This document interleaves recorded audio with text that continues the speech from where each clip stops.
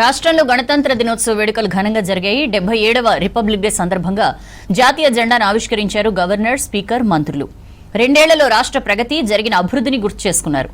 ఎందరో త్యాగాలు, కృషి ఫలితంగానే మనం స్వాతంత్ర్య ఫలాలు అనుభవిస్తున్నామన్నారు.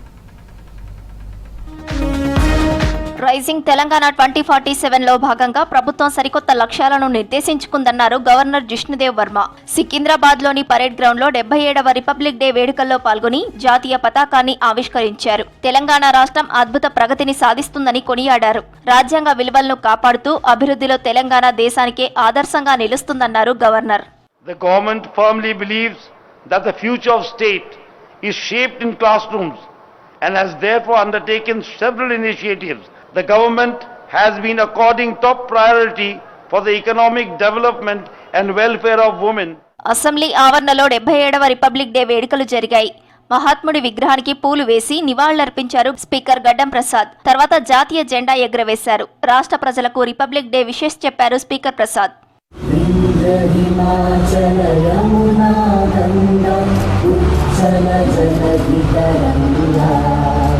దేశంలో పేదరిక నిర్మూలన కోసమే మాజీ ప్రధాని ఇందిరాగాంధీ గరీబీ హఠావో కార్యక్రమం చేపట్టారన్నారు కార్మిక మైనింగ్ శాఖ మంత్రి వివేక్ వెంకటస్వామి. మంచిర్యాల జిల్లా చెన్నూరు ఎమ్మెల్యే క్యాంప్ ఆఫీస్ లో జరిగిన రిపబ్లిక్ డే వేడుకలకు చీఫ్ గెస్ట్ గా హాజరయ్యారు. పార్టీ నేతలతో కలిసి జాతీయ జెండాను ఎగిరేశారు మంత్రి వివేక్ వెంకటస్వామి.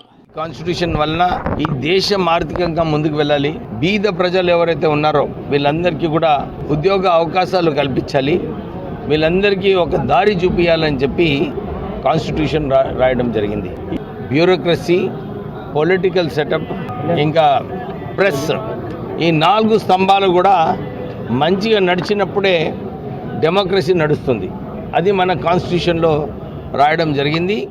కాంగ్రెస్ నాయకుల త్యాగాలు, కృషి ఫలితంగానే దేశ ప్రజలు స్వాతంత్ర్య ఫలాలను అనుభవిస్తున్నారన్నారు పిసిసి చీఫ్ మహేష్ కుమార్ గౌడ్. స్వాతంత్ర్య ఉద్యమంలో పాల్గొనని పెద్దలు 2014 నుంచి అధికారంలో ఉన్నారని విమర్శించారు. నాంపల్లిలోని గాంధీ భవన్ లో జాతీయ జెండా ఎగరవేశారు పిసిసి చీఫ్.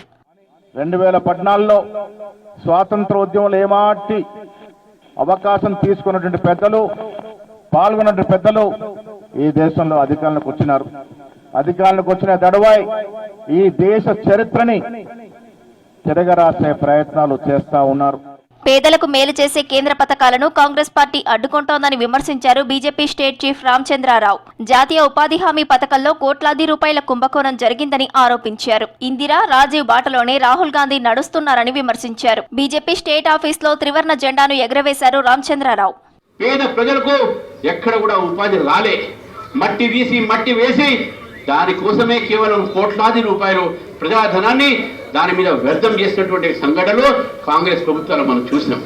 సరైనటువంటి పద్ధతిలో వారికి ఆజీవిక అంటే ఉపాధి కలగాలని చెప్పేసి వారు ఈరోజు విబి రామ్ తీసుకువచ్చినటువంటి సంఘటన చూస్తా ఉన్నాం. జగిత్యాలలో చిన్నపిల్లల జెండా వందనం ఆకట్టుకుంది. 5 పిల్లలు కలిసి జెండా ఎగిరేసి సల్యూట్ చేసిన వైనం అందరినీ ఆకట్టుకుంది. 5 పిల్లల్లో ఒకరు ఎడమ చేతి వాటం కావడంతో ఎడమ చేతితో సల్యూట్ చేయగా మిగతా పిల్లలు కుడి చేతితో సల్యూట్ చేశారు. ఇది ప్రస్తుతం సోషల్ మీడియాలో తెగ వైరల్ అవుతోంది.